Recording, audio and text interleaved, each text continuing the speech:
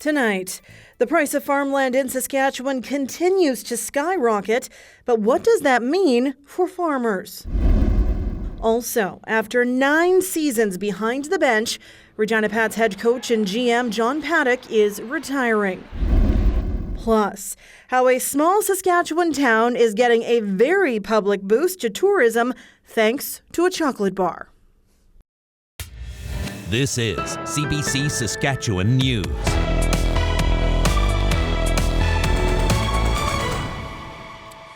It is Monday, July 10th, and the CBC Saskatchewan News starts right now. Good evening and thank you for joining us. Saskatchewan's premier is in Winnipeg this week to talk with other premiers about a number of big issues. But demonstrators descended on the meeting today, calling on the Manitoba government to search landfills for missing and murdered Indigenous women. Ashley Burke has more on the demonstrators and the premier's meeting itself. A personal plea taken directly to the premiers. I'm going to continue playing my drum and singing for my beautiful niece. Family of missing and murdered Indigenous women and girls took their demonstration to the premier's meeting in Winnipeg, calling for landfills to be searched for loved ones. Search the damn landfills. Cambria Harris's mother, Morgan Harris, was allegedly killed by a Winnipeg man. Police believe her remains are in a landfill, but the Manitoba premier says she won't put workers at risk to search it. Now it's up to Ottawa to decide if they'll foot the bill. You sit in these powerful positions, but where are you when your own people need you? Huh? As national Indigenous leaders meet with premiers, the issue is at the forefront. Fortunate we even have to have these discussions, and I think that our women deserve more. We don't belong. We're not garbage. That's a discussion that has to happen. My thoughts and my heart obviously goes to the families. Today's meeting is followed by 2 more days of talks by premiers, but Indigenous leaders say they want a seat at their table. I have 15 minutes on the agenda today to present issues and priorities affecting the Métis Nation. Premiers say that over the next 2 days, the rising cost of living is expected to dominate talks, including how to address the federal government's new clean fuel regulations and the rising cost of living that's only getting worse as the population continues to grow. Ashley Burke, CBC News, Winnipeg. Despite a city order for protesters to leave that blockade, protesters held their ground today. The demonstration is in response to the premier's decision not to search a different landfill for the remains of 2 First Nations women. As Josh Crabb reports, the city of Winnipeg may go to court to try and end the blockade. Demonstrators spray-painted directions to a different entrance to Brady Road landfill. The main road into the City of Winnipeg facility has been blocked since Thursday. Family members, First Nations leaders, and supporters want Prairie Green landfill north of the city searched. Police believe the remains of homicide victims Mercedes Myron and Melissa Robinson's cousin Morgan Harris were transported there last year. Are we going to shut down roads? Are we going to piss people off? Yeah, we probably are going to, but you know what? We're doing it for all the right reasons. Demonstrators say it's in response to Premier Heather Stephenson deciding against funding a 3-year, up to $184 million search of Prairie Green. The city issued an order to protesters to dismantle their barriers outside Brady by noon Monday. The deadline has passed. The blockade remains in place. We're fighting to get these women home. And why are you so against that? While some passers-by honked in support of the protest, others expressed frustration with the ongoing blockade. On Sunday morning, a man shoveled a load of soil and wood chips onto an MMIWG mural. Take care of your own way. We are, you dumbass! Then why are they dead? We're blurring his face because he hasn't had a chance to speak for his actions. Monday, a different man dumped a trailer load of building material, yard waste, and garbage on the road just outside the blockade. They feel that money is worth more than a human life, and that's unfortunate that we are here today in society dealing with that, and that's the message that we're receiving today. The city's chief administrative officer, Michael Jack, says if demonstrators don't end this blockade, the city may seek a court injunction. He says it's possible the city could start that process as early as Tuesday morning. We need to return this municipal landfill to its intended use. Taking in the waste for approximately 750,000 Winnipeggers. 3/4 of a million Winnipeggers. There is a temporary entrance commercial trucks and personal vehicles have been using to access the landfill, but Jack says it's not a permanent solution. Family members say they're not going anywhere. They could serve us an injunction. That means we have to vacate this area. That doesn't mean we're not going to go elsewhere, right? Winnipeg police say officers have been in contact with blockade organizers. The city says it still hopes to reach a peaceful resolution. Josh Crabb, CBC News, Winnipeg. Regina police are investigating after they say a person was found dead inside a burning home yesterday. The fire was in the 1700 block of Quebec Street, just east of downtown. Regina's fire department says crews were on scene just before 5 o'clock Sunday afternoon. The blaze also extended to a neighboring home. Fire investigators and the coroner's office are helping police in this investigation. The organization representing Treaty 6 First Nations is calling for help with the opioid crisis. Treaty 6 territory covers much of central Saskatchewan and central Alberta. As Travis McEwen reports, the Confederation declared a state of emergency today. In downtown Edmonton, the impacts of the opioid crisis are pretty evident, from people using openly to some being unconscious and emergency crews working to reverse overdoses. That's also an issue outside of the city and First Nations. So much so, the Confederation of Treaty 6 has declared a state of emergency, asking the federal government for funding to intervene for harm reduction policies, something it says the province is yet to do. Our people are burying their young ones or their loved ones.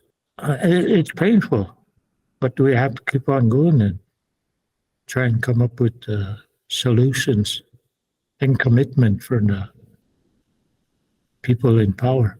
Other First Nations, like Kainai Nation in southern Alberta, have been dealing with the crisis for nearly a decade. Some there say harm reduction policies and Indigenous communities are needed now. People don't understand that safer supply actually helps reduce overdoses secondary to the toxic poisons that we're seeing on the streets. It also gives people the opportunity to start putting their lives back together and stop the criminal, criminal activities. Today in Edmonton, the federal minister of addiction spoke about the request by the Treaty 6 Grand Chief. She didn't commit to funding, but will look at ways to help. To listen seriously to the people on the ground who are living this every day, who are losing their loved ones, who are having trouble grieving when yet another person dies. That this is a crisis, as the Grand Chief said, and that we have to put the ideology away, look to the evidence, and work together on what works. The province recently announced it's planning to open 11 recovery centers in Alberta. It includes a few First Nations like Enoch Cree Nation and Tsuut'ina First Nation, as it continues to focus on a recovery model. The province's addictions ministry says they'll work with the Treaty 6 nations on the request. Travis McEwen, CBC News, Edmonton. The value of farmland in Saskatchewan continues to skyrocket. Data shows its value steadily climbed for over a decade and saw record growth last year. Experts suggest the trend is a promising sign for the agriculture industry. But as Nicholas Frew tells us, higher property values are proving to be a barrier for many farmers. Saskatchewan's farm real estate market is scorching. Statistics Canada released balance sheets of the agricultural sector that show the state of affairs in each province since 1981. Data shows the value of farm real estate in Saskatchewan stagnated for more than a quarter century, but the value has climbed steadily since 2008, rising from about $28 billion then to more than $114 billion in 2022. That includes a record $13.7 billion growth from 2021 to 2022. The world needs more of Saskatchewan, needs more of Canada when it comes to food production. And I think it reflects, the increase in asset values reflect the positive outlook that people in the industry would have of the sector. Experts say farmland has become more valuable because of the global demand for food. Supply chain issues from the pandemic and the war in Ukraine have only added to that demand. But experts point to the free market as the main driver. Researchers estimate investors and large corporations only own about 2% of Saskatchewan's farmland, but the extra competition has pushed up the value. And if you are interested in buying land and there's 3 or 4 buyers where there might have been 1 or 2 previously, then chances are the seller is going to be able to ask a higher price. The University of Regina associate professor is among those concerned about how this affects young farmers and smaller farms. Agricultural census data shows small to mid-sized farms have dwindled over the past 45 years, while the number of large farms has grown. Many young farmers, like Morgan Follansby, can't afford to buy land due to higher property values. We kind of had an opportunity where there was some land to buy really close to our farm. And I went to FCC, chatted with them, and I realized, I wouldn't be able to make the payments, even with like producing the crop, that I wouldn't make the income. I'd have to use my income off farm to make the payments for this. Experts say helping young farmers enter the industry is a major policy discussion in agriculture, but there isn't one single solution. Nicholas Frew, CBC News, Regina. Connor Bedard is drafted and gone, leaving a hole on the roster for the Regina Pats to fill. But today, we learned there's another role to be filled. Head coach and general manager John Paddock is calling it a career. Dan Plaster reports. I 100% believe it's the right time. After 9 seasons behind the bench and on the bus with the Regina Pats, head coach and general manager John Paddock is retiring. The announcement on Monday was an emotional one. I don't want to talk too much about it, but the health issues I had a year and a half ago, probably as you are laying around and you're not doing much for a few months, probably cinched that this was going to be the time. The 69-year-old Paddock split his 39 seasons in hockey between both junior and professional. The former NHLer spent time in the front office and coaching in the NHL for the Jets, Coyotes, Senators, and Flyers. He joined the Pats in 2014 and was recognized twice as the WHL Coach of the Year. Paddock helped lead the Pats to the WHL Final in 2017 and the Memorial Cup Final in 2018. Up until today, didn't quite hit home. But yeah, we've spent a lot of time together over the years, and he's been a huge mentor to me. He's helped develop countless athletes, including 12 drafted into the NHL, and most recently, phenom Connor Bedard, something Paddock calls a once-in-a-lifetime experience for all involved. That's was shown by the crowds on the road. 19 of his last 20 games in the regular season were sold out. What you all saw firsthand here, what he did. Paddock will stay on as a senior advisor for the Pats. He leaves some big shoes to fill, and to help with that, the Pats are hiring a well-known junior hockey manager. Alan Miller will leave his role with Hockey Canada to take on the GM and VP of Hockey Operations job full-time in August.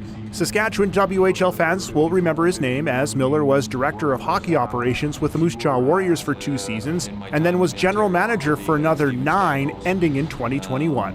That familiarity, that comfort, knowing we're coming to a place that is passionate about the Pats and the fan base and the partners that we have here, it feels right. The first big step for Miller will be the head coaching job. He says they expect to announce a decision on the coaching staff by the end of the week. Dan Plaster, CBC News, Regina. Some sprinklers are very hard at work in Regina today. The wind carrying that water a little further than it would normally go. It's been a pretty dry last couple of days in southern Saskatchewan, and some farmers are pretty concerned about drought too. Is there moisture on the way? Ethan will have your forecast after the break. Stay with us.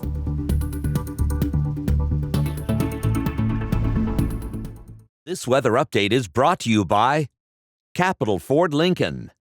Employee pricing is on now.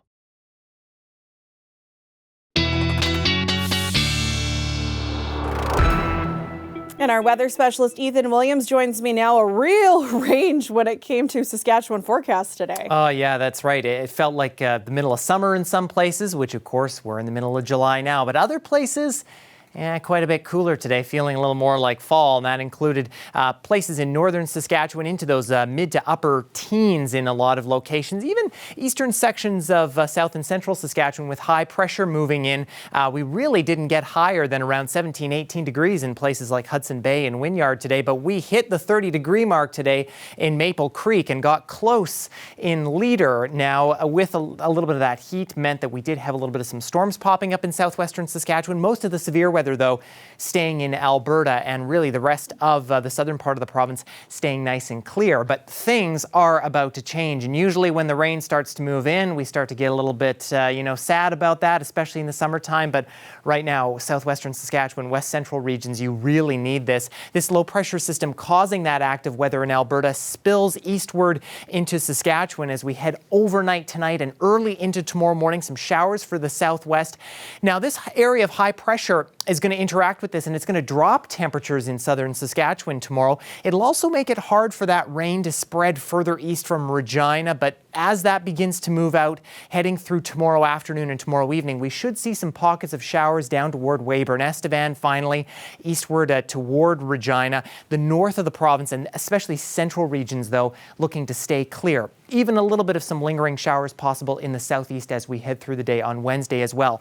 Generally 5 to 15 millimeters, especially in the southwest and south central regions is what we are looking at. But keep in mind, these amounts are possibly taking into account thunderstorms that could produce locally heavier amounts. Regina, eastward from there, high pressure going to make it hard for us to get a lot of rain. And north of the Yellowhead corridor, we're really not expecting any showers. Winds picking up slightly along with this as well in the 40 to 45 range tomorrow. Nothing too strong. A passing system through the north on Wednesday going to pick up gusts a bit.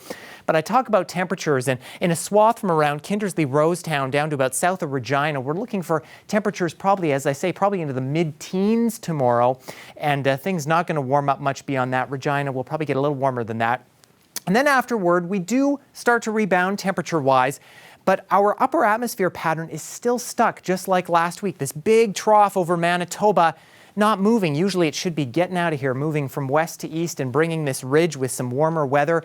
But that's not going to be happening. Instead, we're kind of caught in between with the jet stream running through the province. And that means that after tomorrow in Regina, temperatures will get back into the mid-20s. Kind of this nice, pleasant seasonal conditions that we've been looking at. High pressure means that we'll see some clearing as well. Again, Regina, I don't think we're looking for too much in the way of rain tomorrow. If we do get any, it'll come later in the day.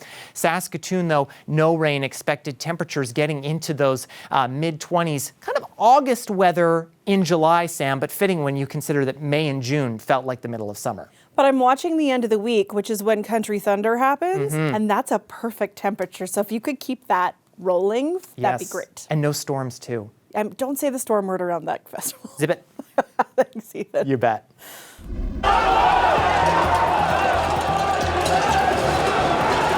Another day, another running of the bulls in Pamplona, Spain. At least 10 people were hurt in the fourth run, which took place this morning.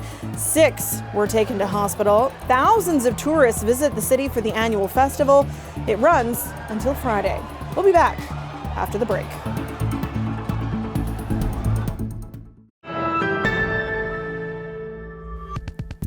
Social housing projects are being developed to fight homelessness across Canada, and many of them are also serving as models for building green. Emily Chung shows us how it's working. So this is the sunflower that I'm growing. Daniel Bentham's rent is less than $600 a month, but his supportive housing building is also a model for how to build green. What's really nice is the heat pump up here. It allows for heat in the winter and cool air in the summer. And when I close the windows, you don't hear noise outside. 45 units above a church that offers extra supports. And so energy efficient, it's a certified passive house. Every public investment should achieve more than one end. So how do we make sure that we're achieving climate goals or achieving equitable goals at the same time as building housing? Going green is a trend among affordable housing providers. 10 families have just moved into this building, phase 2 of a complex in southwestern Ontario, made with engineered wood. We could build it quickly because we had families in motels for years. Not just fast to build, but green. So are these all 2-bedroom units? Yes. Chalu says one new resident was so overwhelmed by the site, she couldn't even step inside. She just couldn't believe that it would be hers. Just seeing how beautiful everything was designed. The material is of such quality. A few hours away, City Housing Hamilton is assembling a modular building that meets Passive House energy standards.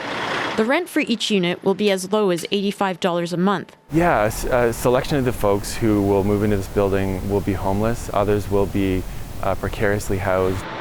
City Housing Hamilton has even retrofitted one of its high-rise towers, showing older buildings can go green too. Reusing the buildings we have is just critically important for a whole bunch of reasons. For tenants, climate-friendly features mean a comfortable home and affordable energy bills. They're saving everything. They're saving money, they're saving the planet. Both Indwell and City Housing Hamilton are building new green homes as we speak for those who need them. Emily Chung, CBC News, Hamilton.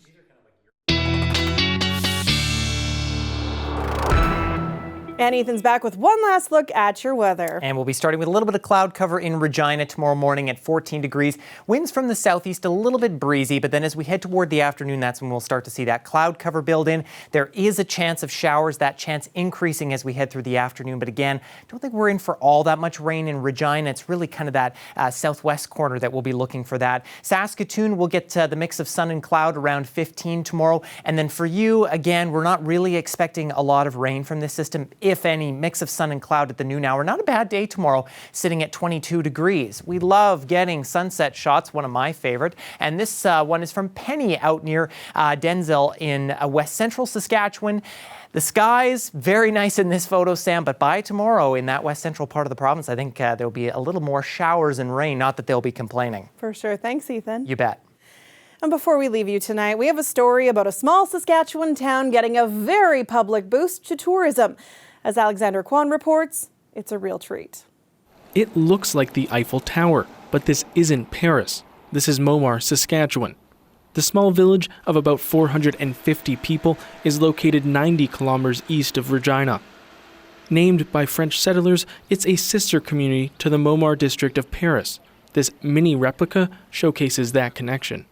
Officials with the village say that they are expecting to see a bump in tourism now that this roadside attraction is part of an advertising push from KitKat. And it looks like it's working. I had my baby daughter a week ago, and our nurse actually recommended that we come and check it out here. And we moved to Regina 3 years ago, and we hadn't really been out and around and seeing everything. So we heard about that, and then she told us about the KitKat bar promotion. We thought, man, we got to go. And my mom is here visiting us too, and Paris is her favorite city in the world, so I thought, what better than Paris of the Prairies? Nestle's Road Trip Breaks campaign features 6 attractions from across the country on its packaging. The replica Eiffel Tower is one of them. The village's role in the campaign was a secret, even from the mayor and councillors. 2 boxes of these chocolate bars showed up at my office one day, and I was like, oh, this is really happening. This is going to be on store shelves. Longtime city administrator Dale Brenner was the man in charge of keeping the campaign under wraps. He says he was contacted about the project last year. I wanted to say things at times, especially when we started talking about promotion of the community, but at the same time, it was just, I knew it was supposed to be kept a secret until the ad campaign started. The family we spoke with says they're happy to make a stop in Momar. This is the first road trip for their 2-week-old daughter, and they thought, why not make a stop in the place that's known as the Paris of the Prairies? I love small town Saskatchewan. I grew up in part of my life in small town Saskatchewan, and I think these are just some of the things that make them special and really unique. The village and KitKat hope that this is where you end up taking a road trip break this summer. Alexander Kwan, CBC News, Momar. And that is it for us tonight. For news anytime, you can always head to cbc.ca/sask or subscribe to CBC Saskatchewan's YouTube channel. Ethan and I will be back with more local news and weather at 11. Thanks for watching and have a great night.